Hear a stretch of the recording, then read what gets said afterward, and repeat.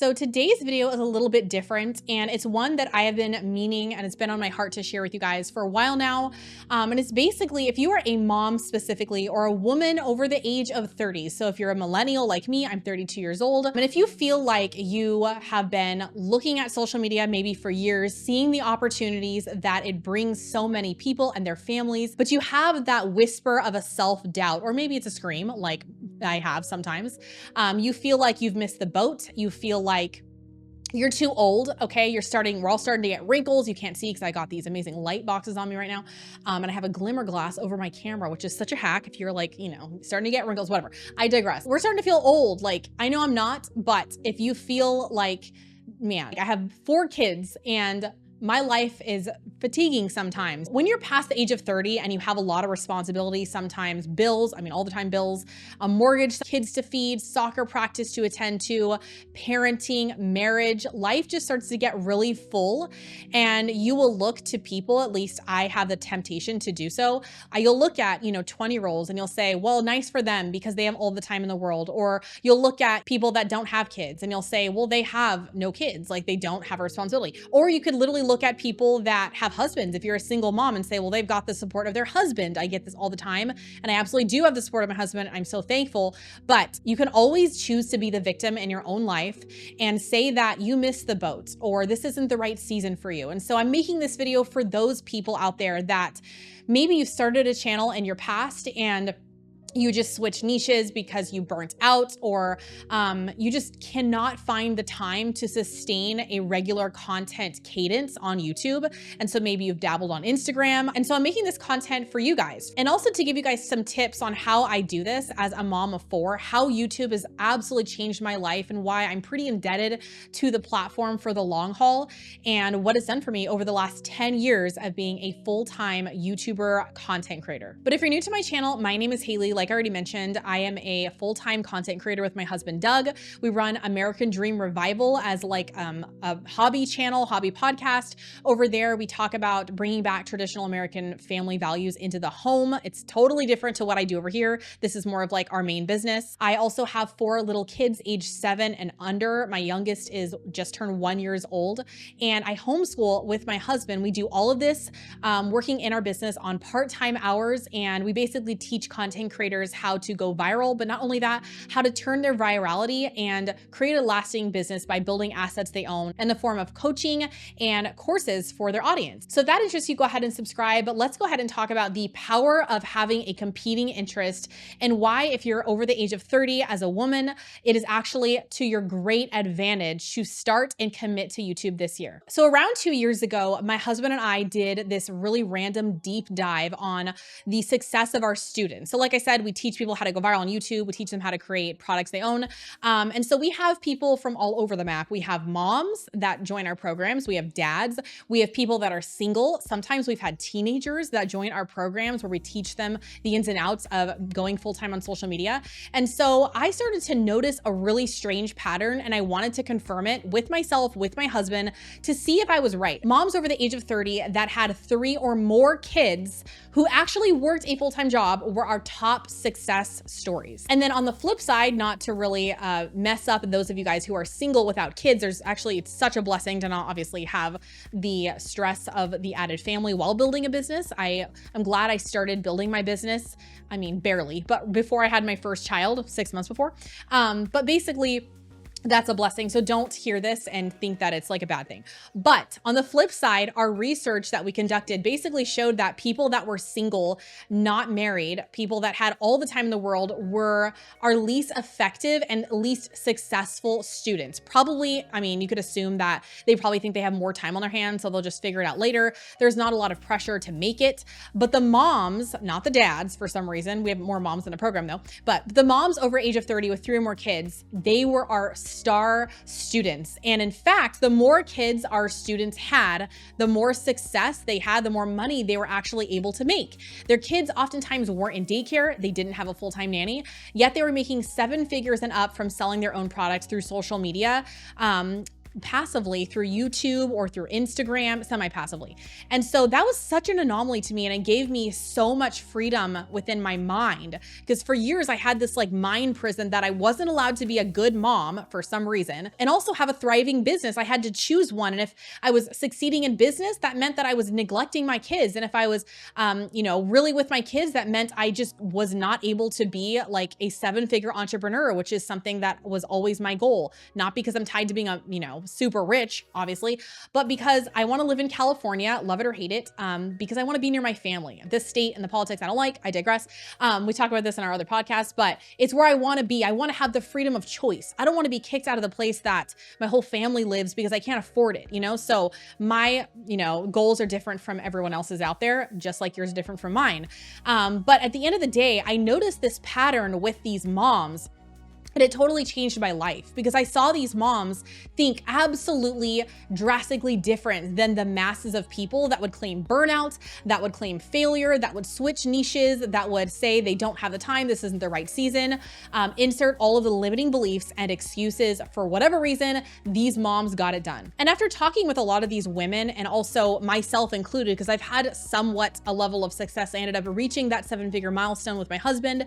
We do work, like I think I mentioned in this video, the last one, I don't know, I'm batch filming today, but we work, 20 hours or less every week, and we make a good amount of money. We can travel, we can live where we want. It took years of blood, sweat, and tears, straight blood, sweat, and tears to get here. But I've had some level of success. And so when analyzing all of these mindsets that are able to allow myself and all of our peers and our students to get to these milestones, it came down to basically having a competing interest. So a competing interest is basically something outside of what you're doing. So it's going to not be, I just want to, be a YouTuber to make a lot of money. It's going to be, I must be a YouTuber and I must make this business turn a profit in X amount of time. Because my competing interest is, for example, I don't want my children to be put in public school. So that is a competing interest for me. But back in the day when my kids weren't even in school, my competing interest was so strong that I had to make it happen on the platform. There was no time for laziness. There was no time for unmotivation. I had to make it happen, because if I didn't, I would have had to put my firstborn baby in daycare. And so oftentimes, if you're a mom over 30, you have a really strong why, unlike people that are single, unlike people out there that don't really need it. They have the luxury of an excuse because they don't require the money to live. They don't have someone that you have to take care of in like a nursing home, or your kid's really struggling in whatever environment they're at, school or sports or what, and you literally can't give them the time because you have to make money in a different way. Or your husband is depressed at his job. I could go on and on what like different people's competing interests are that I've seen when coming across my students. But the best thing about being 30 is that it's not too old.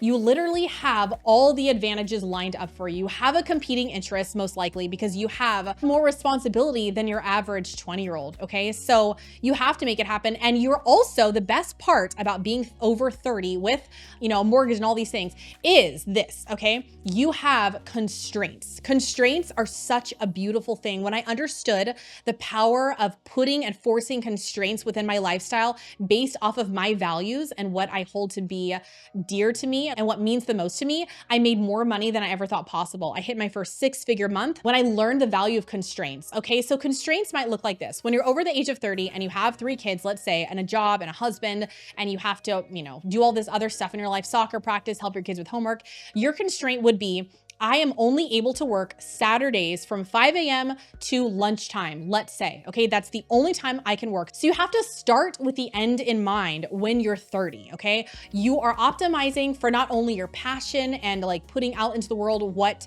you feel called to and your God-given gifts, but just as importantly, in my opinion, to have the longevity required for success is you're focused on turning a profit, which means you really value your time invested because you do have all of these responsibilities in life. And so you have to really adhere to these constraints. And so you're reverse engineering the path towards success. So let's give an example, okay? Let's say that is the truth. You only have Saturdays from 5 a.m. to lunchtime to make content. That would force you to make a very good, well-curated video, maybe just one a week. And so then you would avoid burnout, right? If you're only saying to yourself, I literally only have, and I'm always talking myself off a cliff, just like every mom out there, Haley, I say, I cannot do 5 videos a week and have like this crazy rapid success like a 20-year-old. That doesn't mean that it's gonna be any worse for me. That just means that I have to work in constraints and it's gonna be better because I won't burn out. And so it means that. It also means that you're choosing a niche, not only because you're passionate about it, but because it is going to allow you the financial freedom one day to then fulfill a deep burning desire or a pain that you're trying to run away from. And so having competing interests, something that is going to motivate you way more than just getting a bunch of views and an arbitrary number of dollars in your bank from AdSense, it's going to be the driving factor and the reason why you're going to be successful over someone with unlimited time. The next reason why being a woman over the age of 30 is going to just be in your massive benefit on YouTube is because you are already an expert. Use it. Everybody, and myself included, love to put in limiting beliefs as to why they're not able to live the life of their dreams because of insert belief. And if you haven't started a YouTube channel, or if you've started and quit, or started and stopped or paused, then I want to give you guys a little exercise right now on why that might be. Because uncovering the layers, I'm not a therapist, but I've coached thousands of people, thousands of hours, and I've noticed patterns of success. And it really comes down to mindset and specifically what people believe to be true in their own reality. So a lot of people assume that because you're over the age of 30, that it's too late and that you're not good at any one given thing. But the best thing about having lived some life, we are probably experts in a lot of different categories: organization, motherhood, parenting, baby sleep, if you're a mom, marriage to some degree, mental health, physical health, gut health. You already know things that people are willing to pay for to learn more about. And what you really have to cross off the belief list metaphorically in your mind is you do not have to be an expert in order to teach people, in order to be an authority on the topic. And before you're rolling your eyes, I encourage you to do your due diligence on disproving this false belief, because the more that you believe these lies to be true, the more it's just going to encourage you to stay stagnant in your life, stay plateaued in your life, and you're not going to get the motivation to believe in yourself enough and in your circumstances and in literally I said this twice, but the metaphorical pot of gold that is sitting here on YouTube, the opportunity that it is to change people's lives, to change your life and your family's life, because you'd rather sit with a lie, with a belief that is not true. So let's tackle the first common one, which gets people to start and stop, and then switch niches and plateau and claim that you have no time and burnout, okay? And that is, you are not that good, and so you're not a qualified expert on these topics. And so how I see it is, it has nothing to do about what you think. It's all about what the market demands. So let's all just take a step back and look at the sea of influencers. How many of them, right or wrong, which depending on the niche can be right or wrong morally, right, ethically, but how many of them are actually qualified? How many of them have letters after their name? Very, very small percentage of them. I think it's because people that have letters after the name, they've got like full practices. They don't have time to spend 20 plus hours a week on YouTube, So some doctors do, and some teachers, qualified professionals, but most of the time it's regular people that are working full-time jobs or that have experience or a passion in something that have the largest audiences, okay? Because they have the time for it. If you think that you're not qualified, you're not an authority on any one given thing, then you're never going to believe in yourself enough to just do it, because the proof is already out there. People want to learn from people. They don't want to learn from brands that they don't resonate with. So all of my, trust me, take it from me, likes, my ums, my awkward pauses, I can't even say, I was trying to say a word in my last video, episodic. I don't know how to say that word, okay? Like, I swear I'm illiterate sometimes, but people buy from me. I've made over $1 million talking just like how I talk and being a certifiable, whatever, qualified teacher on business, whatever makes that qualified, just a joke. It's experience that makes you qualified, and it's passion that makes you qualified, and it's, can you help yourself first and can you help other people second? That belief is going to be the #1 reason why it hinders you from being called to actually create content, is that you don't think you're worthy. And so you have to disprove that belief by seeing other people doing it anyways. I've said this example before, but back when I had my third child, child and I had like the classic mom pooch, because when you have more kids and you don't work out and do crunches like I didn't, and I still should, but that's another story. You get like, you know, your tummy is not as flat as you were when you were 20 years old. And so I started looking for like fitness workout or fitness professionals to coach me. And so I found two different people. The first I found a bunch of people, but just for the sake of the story, I found two people. One was like a certified bodybuilder woman. Okay. She looked like a beast. She was like amazing. She's drinking protein. I don't want to drink protein. I mean, I probably should, but I don't know. Like, I don't know anything about that. And so it was just not my vibe. She worked out at a gym. I have 4 kids and I homeschool and run a business. I don't want to have to go to a gym. I would rather use like weights at home or my own body weight, or just like honestly walk is hard to escape my kids. Even right now it's hard. So, you know, there's that person who I do not relate to, but this person has all the credentials in the world, all of the letters behind her name, certifications up the wazoo. And so, yeah, she looks more qualified, right? But the other person I chose to buy the course from was a mom. She was a mom of 5. She wasn't certified in any way. She just lost a bunch of weight after having kids. She looked fit. She ate normal foods, and she worked out with all of her kids in her home gym, which was in her garage, like a couple days a week. And she would film herself working around her kids. It was very motivating for me. It was very inspiring for me. It wasn't intimidating for me. I would much rather give even thousands of dollars to this mom, because she was in good shape. It's not like she was, you know, she was in good shape, versus like a bodybuilder where I can't relate to. It looks like that lifestyle is not going to be sustainable for me. And so, yeah, I'd rather pick influence over brand and credentials and like qualifications any day. The next reason why it's the best time to start a YouTube channel and commit to it for the first time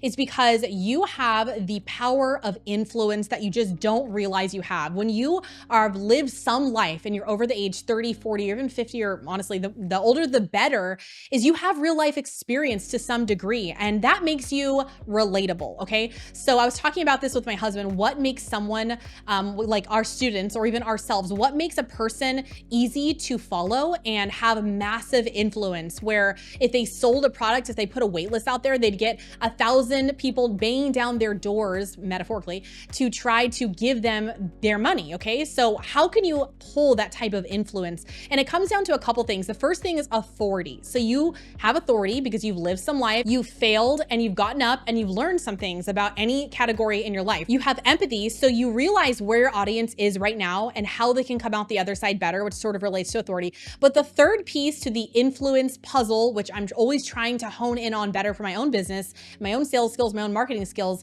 is this. And that is relatability. So you never want to be on such a high horse where nobody can relate to you, where your lifestyle is very unattainable, and where people just like don't even see you as real. They see you as a robot, okay? So you don't want to be that. And so when you are over the age of 30, you can relate to the majority of people here on this earth. Moms and women over 30 want to hear from other moms and women who've been through similar situations. They want to hear about things like, you know, managing a family, their career, time management, working, mental stresses. I mean, the list goes on. And you are speaking directly into those people's lives. And the last and equally big reason why it's actually the perfect time to start and commit to YouTube is that you actually do have the time. So before, again, you roll your eyes back all the way into the middle of Egypt here, unless you live there, it really is important for you to cross off the list in your mental belief list that you don't have time. When I analyzed all those moms, on paper, there wasn't a lot of time to be had. A lot of them, actually most all of them that are most successful, they're homeschooling their kids too, which is another level of insanity. I don't know why I'm doing it, just kidding. It's crazy hard sometimes to juggle everything. But there's this quote out there that says, if you give yourself 8 hours to do one thing, it will take the whole 8 hours. And so that's why people that are single, people that don't have a lot of responsibility, they lack motivation because they have the luxury of switching between things, and they have the luxury of shiny object syndrome and not forcing themselves to make it happen no matter what. You probably do have the time, you're just not willing to sacrifice the luxuries in your life. So for instance, like I said, having an agreement with your spouse, you know, waking up early on a Saturday, or even like going to bed late and getting light boxes. You can't see right now, I'm filming at 2 o'clock, but I have 3 light boxes on me. And for years, I used to set up my light boxes and film YouTube videos when I had babies, a little easier, at night when they were sleeping. And so I'd film from like 9 p.m. to 11 p.m. at night. And that's how I'd get the majority of my videos up on the internet for years. And so it's a myth that you don't have the time. You just have to sacrifice a little bit. But like it's been said, if you want to change your life in the long run, you have to be able to make sacrifices in the short. And so being creative with your time is only going to allow you to have that much more success faster. So the last thing I want to leave you guys with is basically a woo-woo mindset quote that I read in a book a long time ago, and I have it written like in my bathroom, on my phone, and it's basically this: whether you think you can or you think you can't, you're right. So if you continue to have these limiting beliefs, you're going to find reasons. The universe is going to give you reasons to prove you right. Your brain wants to keep you safe. It wants to give you warning signals when things feel uncomfortable, when you're living outside of your identity with who you believe yourself to be. You have to break through that mold and prove to yourself through consistent daily or even weekly action that this is actually who your new character is now becoming. And living this out through your actions is the way that you're going to do that. So that's pretty much it for this video. If you guys got value from it, if this motivates you in any way, subscribe, leave a comment, and I'll see you in my next one. Bye guys.